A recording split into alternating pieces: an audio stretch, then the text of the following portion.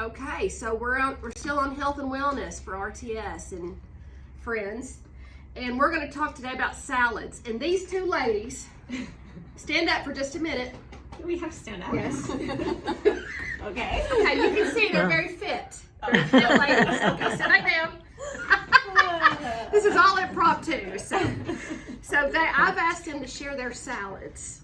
They come and they bring a salad for lunch every day, and it's always a very nice looking, lovely salad. And they are very healthy, fit. They have a lot of energy. They can run circles around me. So that is not true. Well, until about 9. Yes. And then I'm going to share my salad. But I want y'all to talk about, Angela, you go first, and then Angela's going to slip over there and eat her salad. Okay. Angela. Okay. I'm very blessed because my dad grows lettuce in his basement year round. So I have lettuce. But otherwise, I used to get it at Sam's. They have boxed organic spring greens, lots of options there.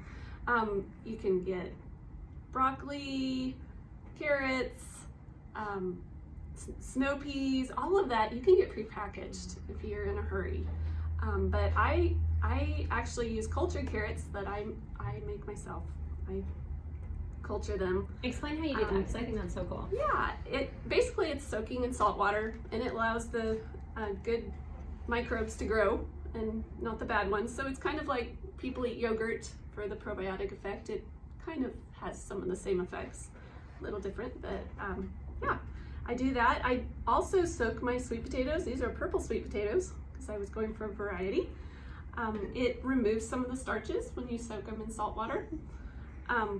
You don't have to do that, but I have a lot of allergies, so I'm kind of limited on what I can eat. So I have some weird stuff on my salad that you don't see every day. But I almost always do hemp seeds for the protein.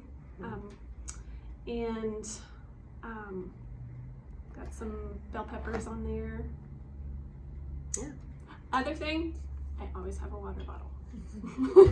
Because otherwise, if you don't pack it with you, you don't drink. I know how this is. So every morning, my 40 ounces of water comes with me. That's about probably the best thing I do. Health, I guess. Good. Excellent. Okay. I also do a water bottle. If I don't have it with me, I'm not drinking water, and I am not a fan of plastic. Because I don't know if y'all know, but all those plastic water bottles, we don't know how they're stored, but every time they get heated, plastic from those bottles is leaching into your water, and you don't want to be filling your body with that. So it's better to bring your own from home through a filter. Anyway, I like to have a salad every day too. I call it my big fatty salad. I want my salad to always have some protein and fat along with all of the awesome vegetables. I make it a goal to eat 30 different types of vegetables every week because it's really good for you. Studies show that that's the best for your gut health. So I don't change 30 different ones from this week to that week, but I try to get a variety of, and not just vegetables, sorry, that's just plants. So that can also be whole grains and seeds and herbs and all that stuff. But anyway, I like to grow broccoli sprouts, and you don't have to do this, it's just a fun thing that I do at home. They're really good, and they have cancer fighting benefits that have been scientifically proven. But basically I also do greens. I try to get my greens from a local farmer. I wish that I could grow them in my house or downstairs or whatever. That would be amazing. I do in the summer. But organic greens, and then I always do, I like it to be a rainbow. I always do purple cabbage, some kind of colored pepper, cucumbers, tomatoes. I love those cherry bomb tomatoes from Sam's Club. They're not organic, but they are greenhouse grown, and they have fewer chemicals. Wash everything really well. And then sometimes I put chicken in my salad if I'm good and I've prepped and cut up chicken ahead of time. I'm out of that right now, so I'm doing chickpeas or garbanzo beans. I put those in. I do hemp seeds also, and pumpkin seeds for protein. And then I always do just a really basic vinaigrette using extra virgin olive oil. And usually balsamic. You have to be careful with your balsamics because some of them have a lot of added sugar. I'll do balsamic and some Dijon with it, and garlic powder, salt, pepper, simple. But sometimes I'll change up the vinegar, red wine or white wine, or squeeze some citrus in there. You can do all kinds of things to change it up. And honestly, this changes a little bit every day, but I also have feta in here. But depending on what vegetables I have at home, but I generally have the same ones for lunch every day. Creature of habit. So, and I love it. I don't feel. Do you feel like you're being like? I always feel like I eat really well. Like I enjoy what I eat. It makes me feel good. So I don't feel like I'm deprived at all. Very good. Excellent. Well, your salads are so pretty too. They're colorful and That's part of it. It makes me happy to eat it when it's Yeah, beautiful. it I always say is. eat the rainbow. yes. Well, I live on the go. You know, we have 7 kids, and 5, 6 of them are play basketball. Kate actually did NWAC basketball this year for the NWAC, and they play golf and they do all kinds of stuff. And so we're constantly on the go between church and activities and all of the stuff. So I have learned if I try to do this in my life, season of life right now, it's going to be this. I'm going to feel like a loser because I'm going to fail at it. So I've learned, okay, don't try that. Just do what you can do. So the best I can do right now, today, is the Slim's chicken salad. It's a great idea. And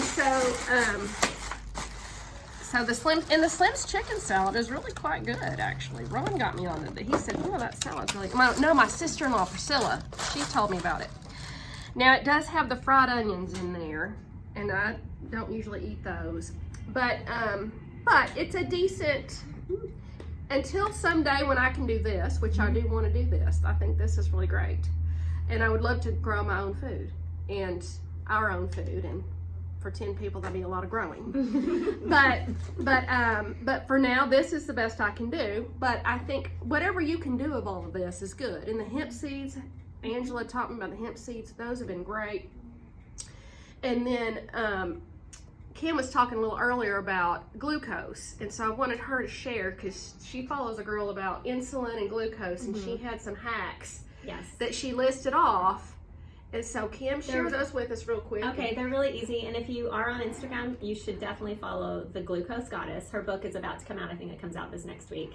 But it's all scientifically backed, really, really good information. But she just recommends these easy hacks to make it so that your blood glucose doesn't go as high and your insulin then doesn't go as high. And when your insulin is going through your bloodstream, you don't burn fat. It's the fat storage hormone. It will not burn fat when you have insulin. So you want the insulin to get out of your bloodstream as quickly as possible after you have a meal. So here are some of the ideas.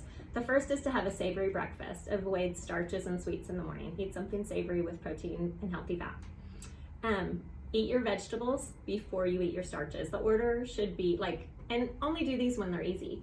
But if you're sitting down to have a meal, eat your vegetables first, then eat your protein, then eat your starches. It totally reduces the sugar spike. And then put clothes on your carbs, she says. So try to eat protein and fat with your carbs. So like if you're having a piece of fruit, maybe also have some prosciutto or a piece of cheese or some nut butter or something like that with a piece of fruit, and that will help. Let's see. Oh, this is one of the best ones. A 10-minute walk after you eat. Or any time that you eat something that really spikes your blood sugar, walk after it. You get your big muscles going and it'll help absorb the glucose. If you are gonna have dessert, which is perfectly fine to have dessert, have it after a meal, never on an empty stomach. Huge difference. And there's probably more, but those are some to get started, and you just do them when they're easy. Okay, here's another one that I'll do, especially before I have pasta or pizza or something like that. A tablespoon of apple cider vinegar with 8 ounces of water, and you just drink it before you start eating. And the vinegar helps to absorb the glucose more quickly. So there you go. Wow, all that kinds is of more awesome. information, Glucose Goddess on Instagram. Hey, would you type those hacks out, and I'll put it in the description on this, and then people can, if they watch the video, they can look at the description to kind of review that. Absolutely. And anyway, that's the end of our health and wellness video for today. Thank you so much. These are some awesome RTS office staff here, and they do an amazing job, and they're super healthy, which helps them do an amazing job, I think, and think clearly and put up with me. So thanks. Peace out.